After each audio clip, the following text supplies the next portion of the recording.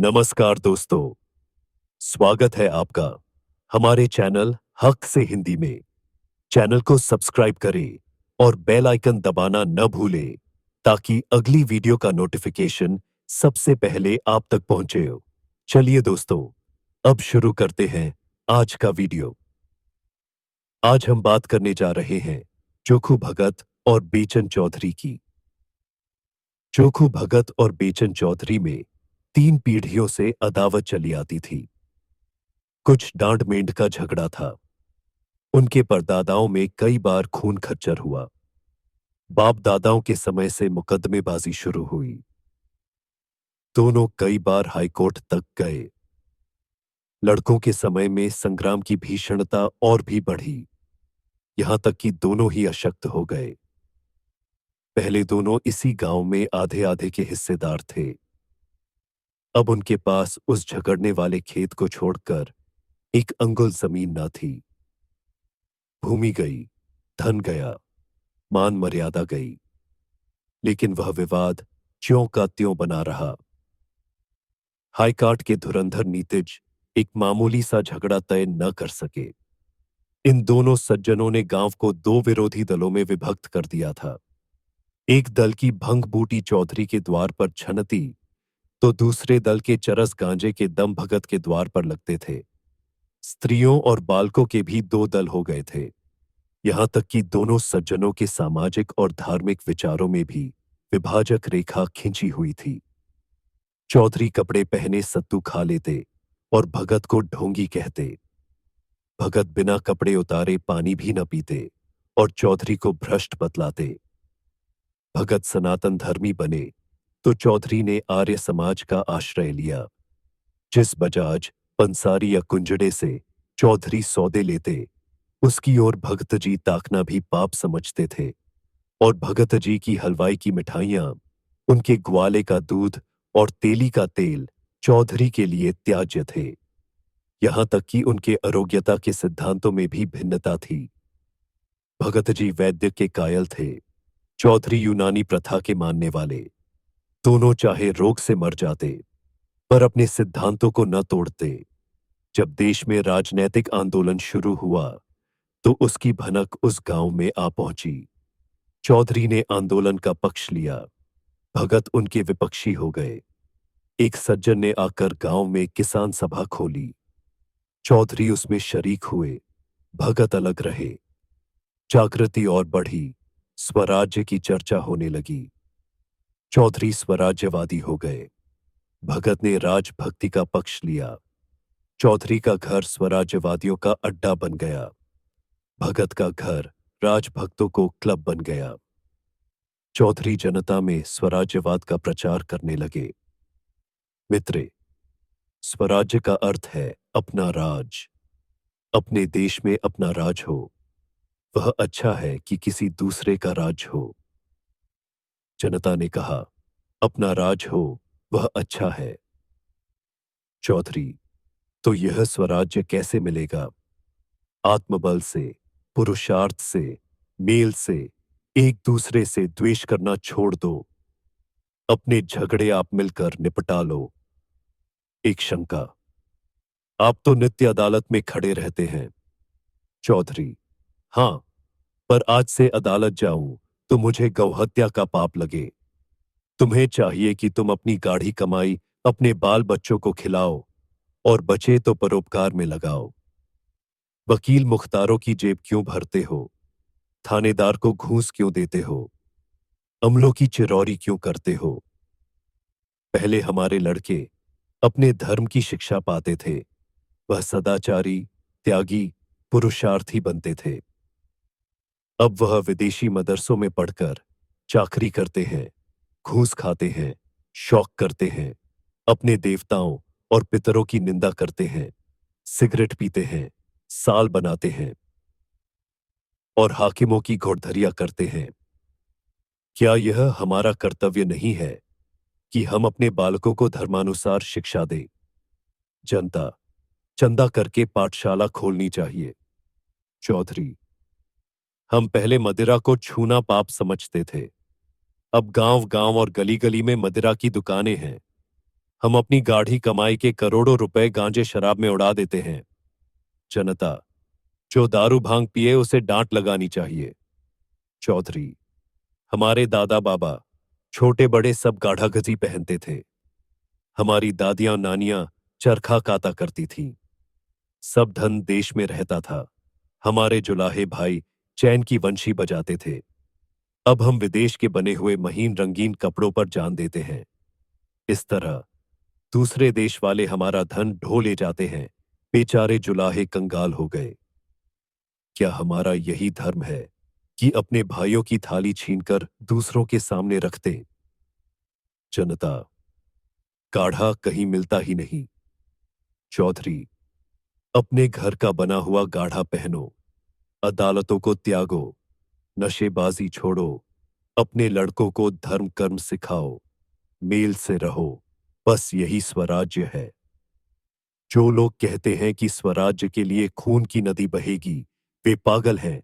उनकी बातों पर ध्यान मत दो।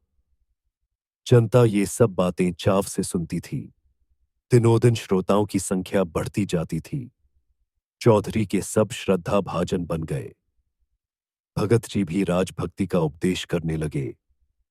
भाइयों, राजा का काम राज करना और प्रजा का काम उसकी आज्ञा का पालन करना है।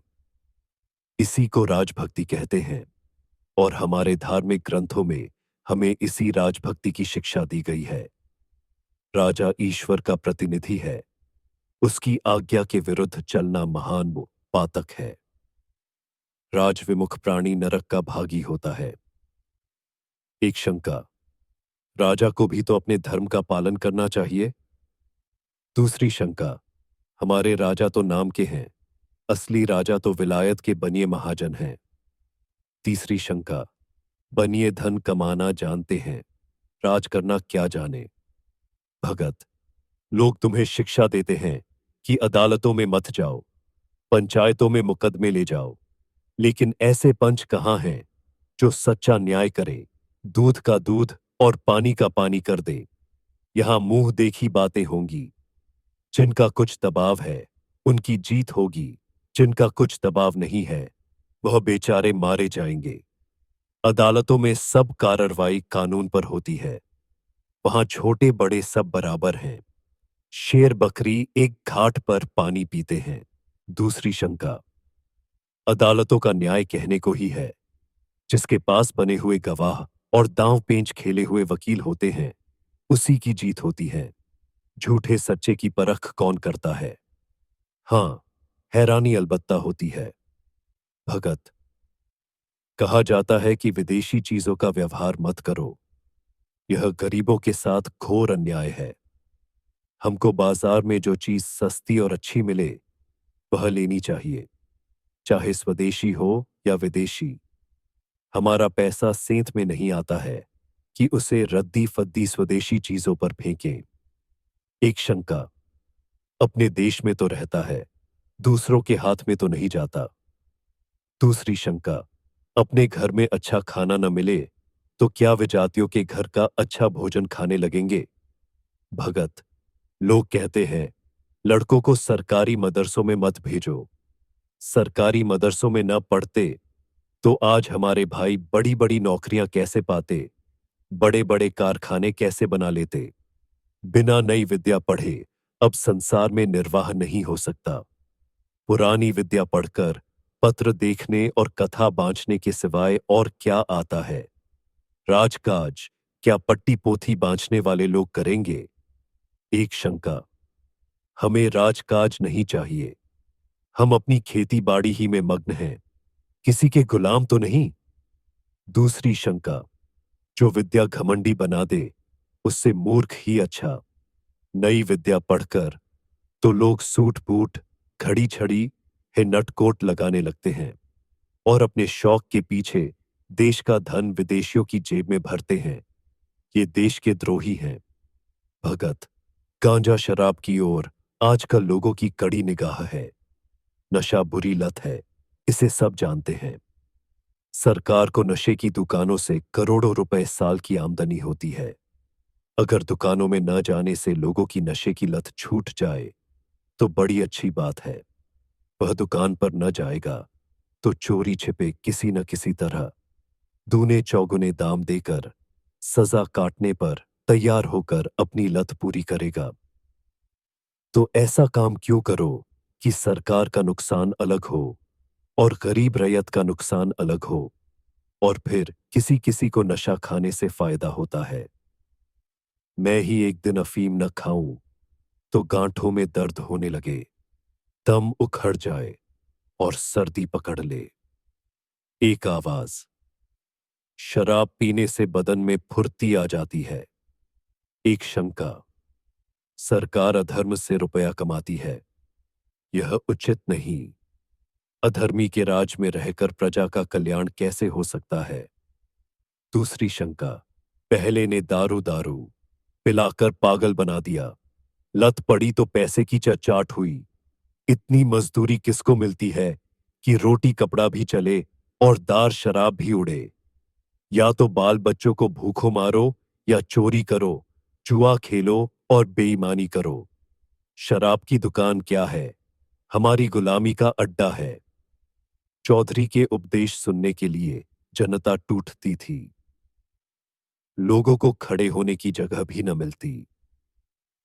दिनों दिन चौधरी का मान बढ़ने लगा। उनके यहां नित्य पंचायतों में राष्ट्रोन्नति की चर्चा रहती।